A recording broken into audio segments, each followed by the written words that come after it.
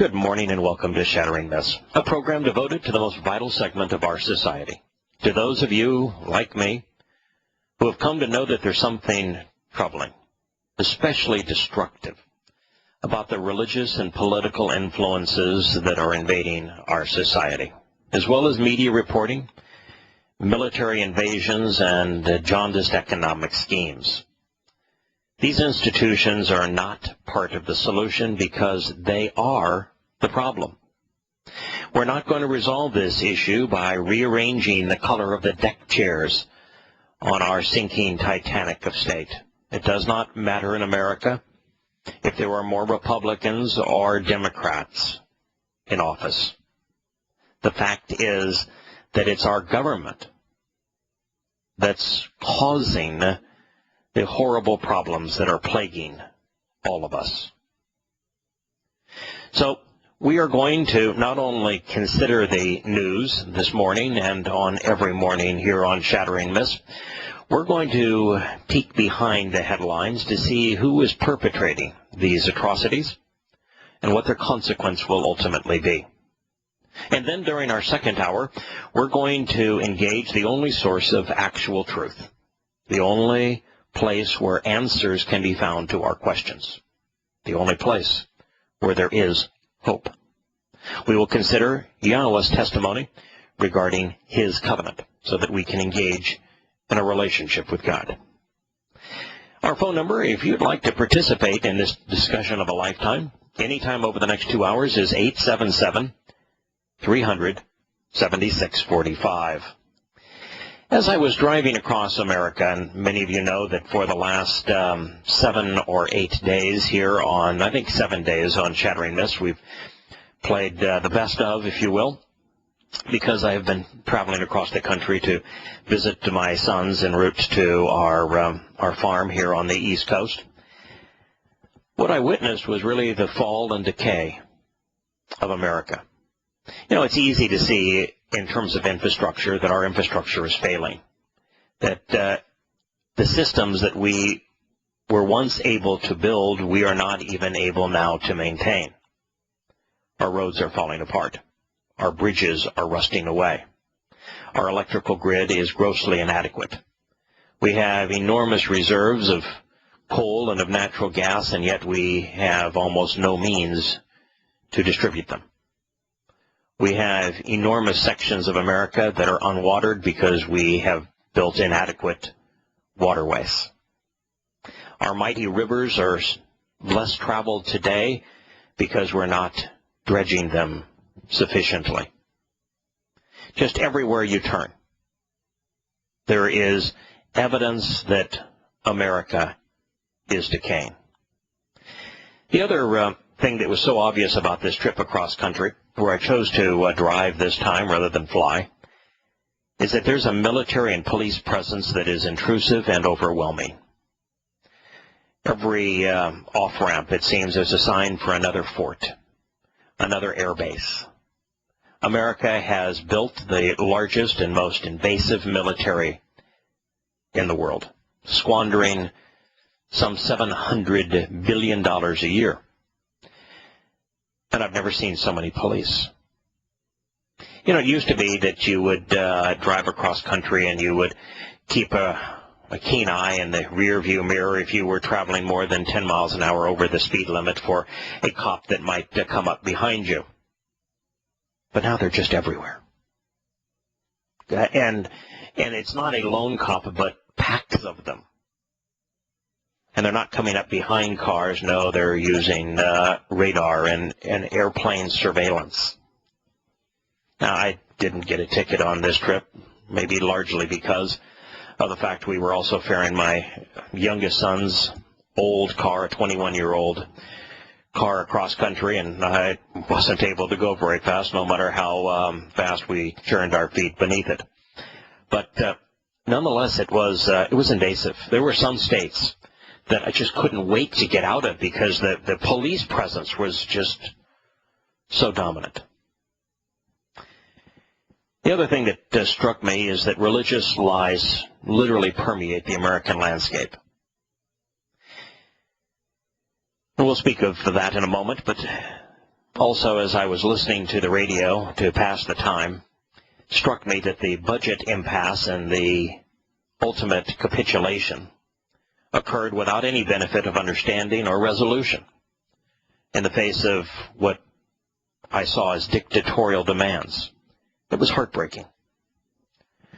It was almost as if, putting these things together, as if the last 4 generations of Americans, those in the midst of the educational process from articulate to 25 years old, who have been the most jaundiced by political correctness and an inability to think, being lured into a medicated state by all forms of narcotics, legal and illegal, as well as by completely irrational academic themes and a preference for video games that is also leaning towards the irrational. The 25 to 50 who have engaged in business during a time of declining fortunes, a group that is now more prone to be dependent on government than it is to be a contributor. The 50 to 75-year-olds who are largely responsible for the transition of America from an economic powerhouse to a parasitic economy, which has now been bypassed by so many others in the world. And then the elderly, the 75-plus generation, who was responsible for fighting wars that ought not have been fought, and for voting in politicians who created the Ponzi schemes that are now destroying our country. It's as if these 4 generations of Americans have been rendered incapable, or at the very least unwilling to think. There is no interest in the cause of things, nor in the consequence of our actions. You know, the nation is bankrupt. And yet I hear constant debates on how to fix a website that was specifically designed to give away more money that the government does not have. You know, healthcare.gov, it doesn't work. But what's its purpose? Its purpose is to entice people who don't want to pay for or cannot pay for their own health care to get it free from a government that doesn't have any money, that's broke. We seem oblivious to the cost of Social Security and Medicare. We arrest and imprison the Bernie Madoffs of the world, the perpetrator of Ponzi schemes, yet we elect those who promise to advance the same kind of scheme when it's a government scheme. And that's really all Medicare and Social Security are. They are Ponzi schemes, where you pay out benefits to participants based upon the contributions of new enrollees. There's no investment. There is no fund. There's nothing here that is contributing anything to society. It's simply taking the money of those who are forced to play and giving it to those who want it. It's a Ponzi scheme. According to Thomas Jefferson, the greatest enemy of freedom is an established military. And yet, through propaganda, the world's largest, most deadly, most destructive, and by far most aggressive military on earth is ubiquitously praised as the source of the nation's freedom, literally turning truth upside down. The vast preponderance of those that you witness, whether it be in advertising or in promotion or advocacy or patriotism, who, according to Thomas Jefferson, and he was right, are part of the organization that is most destructive of freedom, are praised for being the source of freedom, the military. And yet, with a standing army, as Jefferson wrote, there are taxes which deprive people of their earnings.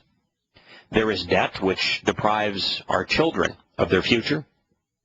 There is propaganda to support the growing willingness to engage that military that lead to all sorts of erroneous conclusions. And there's a constant state of war, which empowers the central government and robs the freedoms and the independence of the people. Jefferson wrote of such things. He was articulate in such things. And yet America has built the largest military on earth. We seem incapable of understanding its consequence. Like, we talk about World War II as if we did this grand solution for the world, and yet we don't understand that our response to Pearl Harbor was grotesquely immoral. We sacrificed over 300,000 lives trying to avenge the deaths of 3,000. Then you look at 9/11, where we invaded a country that had nothing to do with the bombing of our buildings. We exonerated the actual enemy. We lied about who perpetrated the attack and why it was commenced. We called Islam, the source of that attack, a great religion.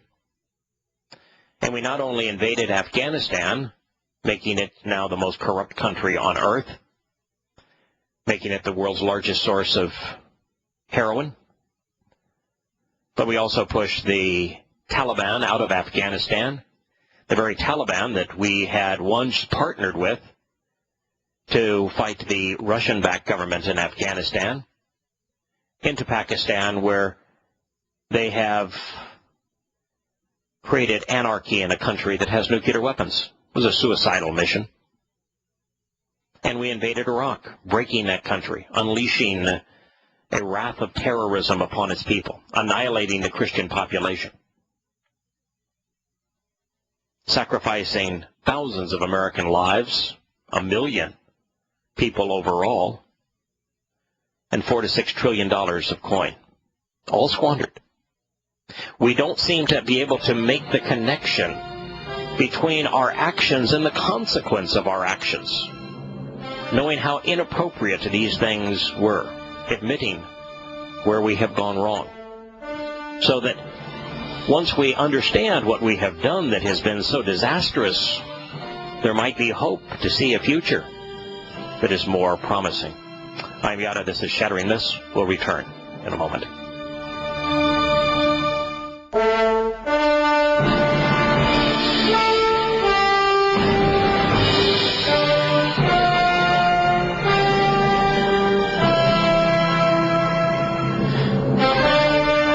Welcome back to Shattering Myths. I'm your host, Yahowah. We're talking about the observations from my drive across America.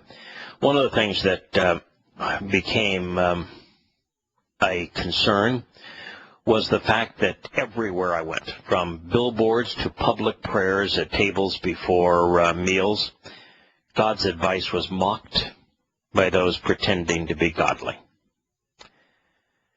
God told us that he does not listen to the prayers of those who are not Torah observant. In fact, he never tells us to pray to him. He instead tells us to listen to him. And yet, everywhere I went, there were couples and large groups of people holding hands before their meals and out loud having a public prayer. They refer to their God as the Lord, which is Satan's title. They ended their prayer by saying Amen, which is the name of the sun god of Egypt, Amen-Ra. They didn't care that even their mischaracterization of Yahusha as Jesus told them not to pray in public. And yet they do it anyway, mocking God. All of the billboards, oh my goodness, all of them, promoting lies.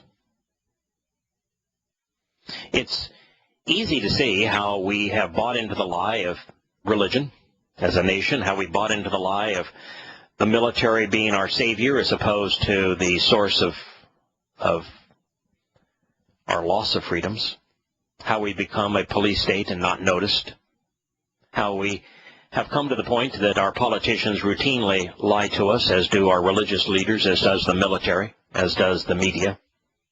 and no one seems to care. Comatose. It's a common attribute of declining societies. They tend to overlook all of the signs that they are in a death spiral because they can't imagine things being different than they were yesterday. It's this normalcy syndrome that, it's been relatively like this. Of course, things have deteriorated. These are not the good old days. My taxes are higher. My earnings are lower. My home is worth less. My currency is worth less. My politicians are worthless. Our roads are decaying. Our power goes out more often. Yeah, I understand that things are not as good as they once were, but the decline has been so slow and gradual, so consistent in one direction, that it's just normal to expect these things. Let's hope for a better future. And yet what they don't recognize is that in the case of human societies, things do change overnight. In the case of America, the same thing will occur. From one day to the next, we will wake up and our currency will be worthless. We will no longer be the world's reserve currency. We have destroyed the value of our currency, and as a result, we will have anarchy here. We have put in place all of the mechanisms for a police state. We have gamed the judicial system so that it is no longer just. There will be no opportunity for recompense. We have created a spy mechanism that is capable of silencing anyone who would dare stand up and say the emperor has no clothes. And so we will go one day to the next. I can't tell you if it's going to happen in the next 5 years, the next 10 years, but it will certainly happen within the next 15 years. That the America we know today, the world as we know it today, will no longer exist. You will not wake up to normal anymore. And the vast majority of Americans in particular will have brought this on themselves, continuing to rob their children through Medicare and Social Security, through a grotesquely engorged military, through an unwillingness to consider the cause and consequence of the many events that are influencing their lives. Speaking of such events, one of the lead items in the news today is the French are upset that America, through its NSA, has been spying on millions of French citizens. French Foreign Minister Laurent Fabius, I love that last name, Laurent Fabius, has summoned U.S. ambassador to account for the claims that the U.S. spied on millions of phone calls in France. France has labeled such activity between allies as unacceptable. Now, when we return to Shattering Myths, we'll consider the consequence of America's NSA, its government, choosing to spy on the French. Why it would do so. And if they will do it with the French, what next?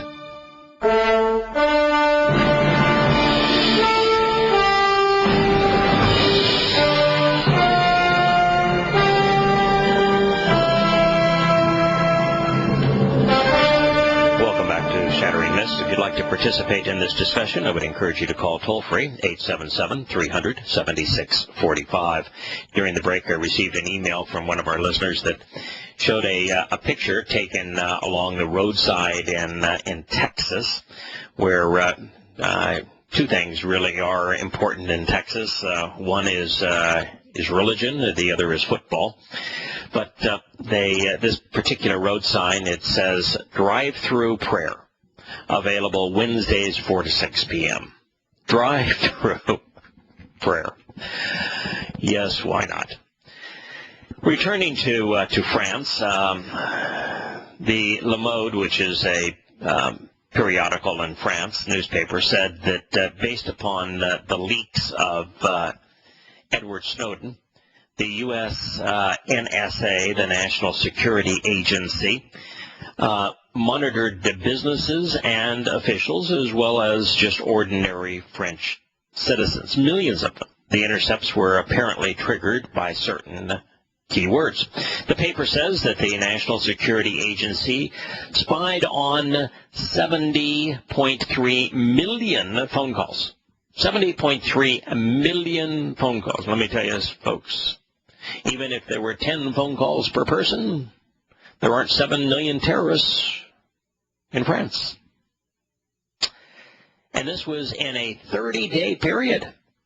They spied on 70 million phone calls. That's about the population, I suspect, of France. Over a 30-day period. Stunning, huh? Now, can you imagine the motivation for doing that? I mean, just think of it. I mean, the French, in World War I and World War II, the French couldn't protect themselves. Do you suspect that the National Security Agency of the United States needs to be spying on French officials and French businesses to keep America free? From what, a French invasion? I mean, for crying out loud. Who are you going to spy on next? The Mexicans? The Canadians? Oh, yeah, we're doing that too. How about the Brazilians? Yeah, we're doing that as well.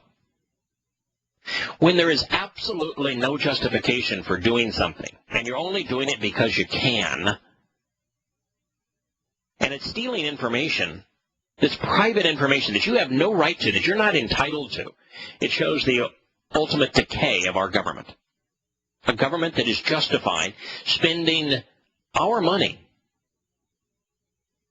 to spy on us. Do you know that one of the releases that took place while I was driving across the country was that the U.S. government has used its control over Google and Gmail, over Microsoft and its not only Internet Explorer, but its email solution and others, to confiscate people's address books, their contact lists. Now, your contact list has been seized by the U.S. government. One of the things that was determined by this particular investigation was that the NSA not only has the capability of, but has turned on the microphones in people's computers, particularly laptops, since they become so ubiquitous, to listen into what they're saying. They have activated the cameras on your laptop to watch what you're doing. You have no privacy anymore. This is by a government that has run completely amok, that is wholly out of control. The agency also, this would be the NSA, also captured millions upon millions of text messages. It is unclear whether the content of the calls and messages was stored or just the metadata was combed, nor is it clear who was trying to listen in on whom. And the paper did not say whether the operation codenamed US 985D was still in progress. The period where they spied on 70 million phone calls in addition to millions of text messages occurred between December 10th and January 8th of last year and this year, and there's no indication that it has ceased doing so. Mr. Flavius announced that he had summoned U.S. ambassadors to discuss these claims immediately. The Interior Minister, Manuel Valls, had earlier said that the allegations were shocking and added, if an allied country spies on France, this is totally unacceptable. I mean, it's France, for crying out loud. I mean, it would be unacceptable even for us to spy on China. And China really is the only potential foe in the sense of having a military that could be a threat to the United States. And yet, it'd be like spying on your bank when you're dependent upon them for financing your business and your home.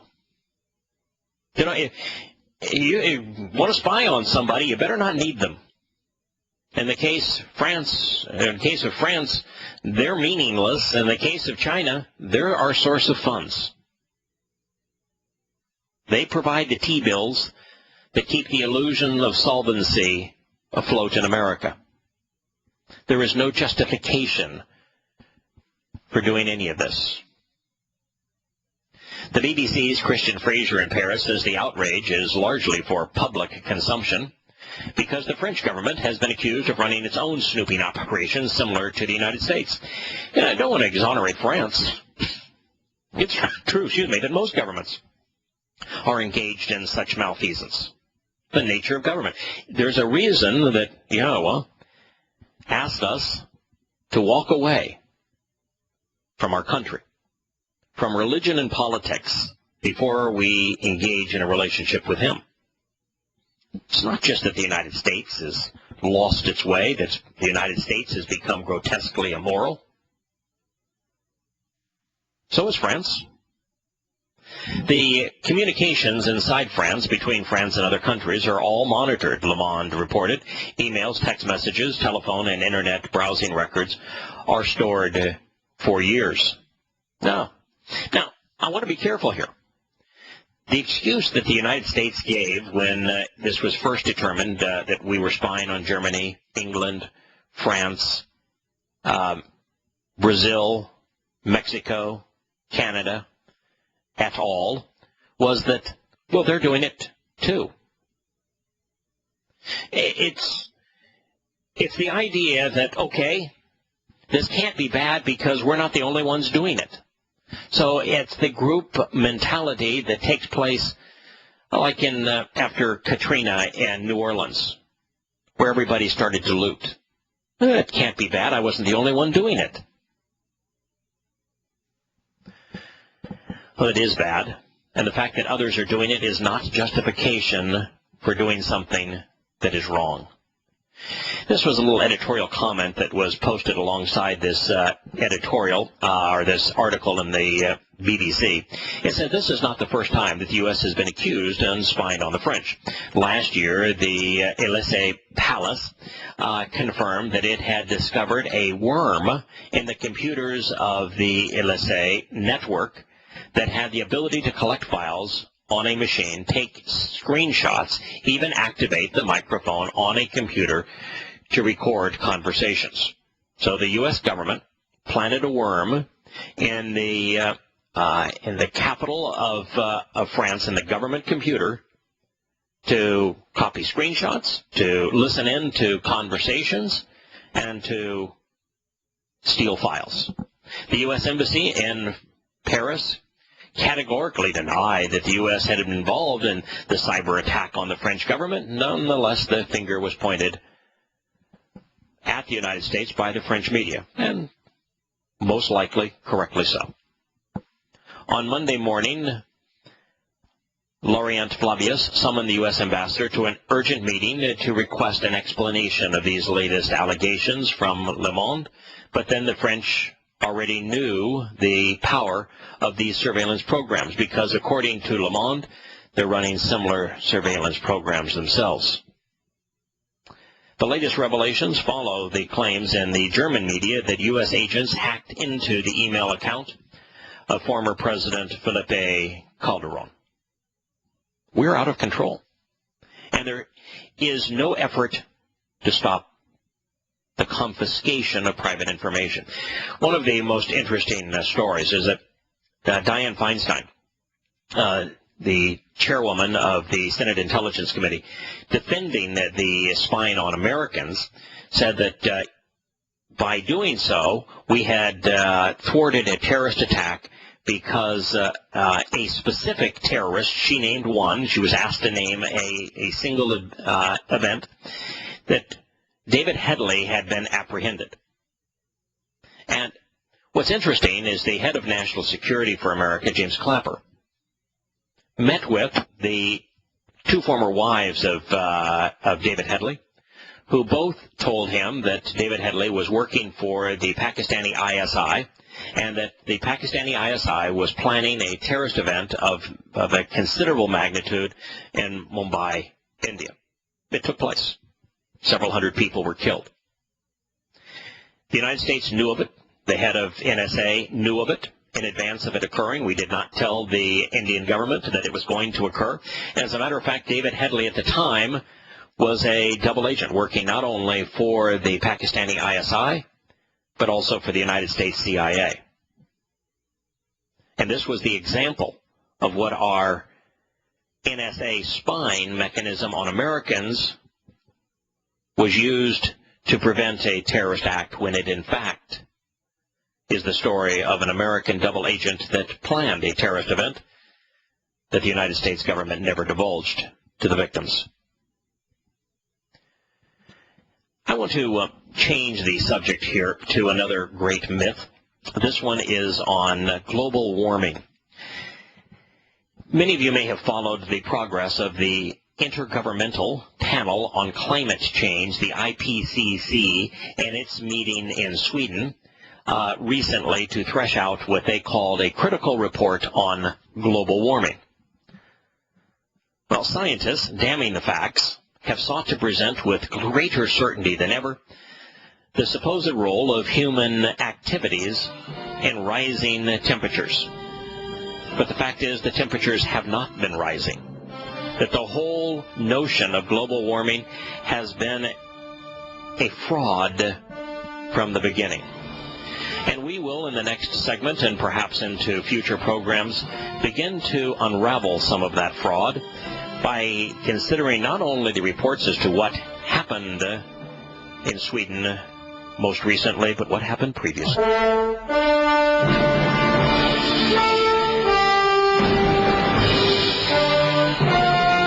Shattering Myths. I'm your host, Yahowah. We are talking now about the myth of global warming. The scientific community on climate change met in Sweden here recently. Their role was to present with greater certainty than ever the propensity of human activities to create rising global temperatures. The only problem with that is that global temperatures are not rising. Many governments are now demanding a clearer explanation of the slowdown in temperature increases. Temperature increases have not slowed. The temperature is not increasing on the planet. You see, over the last 15 years, temperatures haven't changed one iota. And it's only during these last 15 years that we've actually had a reliable information that is widely enough distributed and appropriately enough collected to be able to determine whether or not the temperature of the planet is changing. And what we found is that it's not. As a matter of fact, most recently it appears that the planet is cooling. You see, NASA, who buys in, of course, to all of this climate change and global warming myth, predicted some 20 years ago that based upon all of the information on global warming, that the Arctic would be ice-free this summer. That you'd be able to actually, not on a submarine, but on a surface vessel, cruise right across the North Pole during this summer. But rather than the Arctic being ice-free, as the scientific community had predicted this summer, there was actually a 60% increase in the amount of polar ice. A 60% increase in the amount of polar ice, rather than a decrease to nothing. One participant told the BBC News that the pause would be the central piece of the summary. It was not.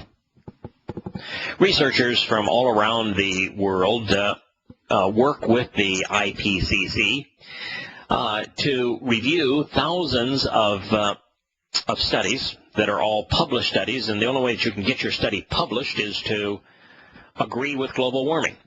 If you present information that is counter to global warming, no matter how well researched, no matter how accurate the facts may be, you aren't published. So all they're reviewing is that which agrees with that which is enriching them. Its previous report of the overall state of climate science was published in 2007. It was instrumental in helping the panel share a Nobel Peace Prize. Yeah, that year. Yeah, unfortunately.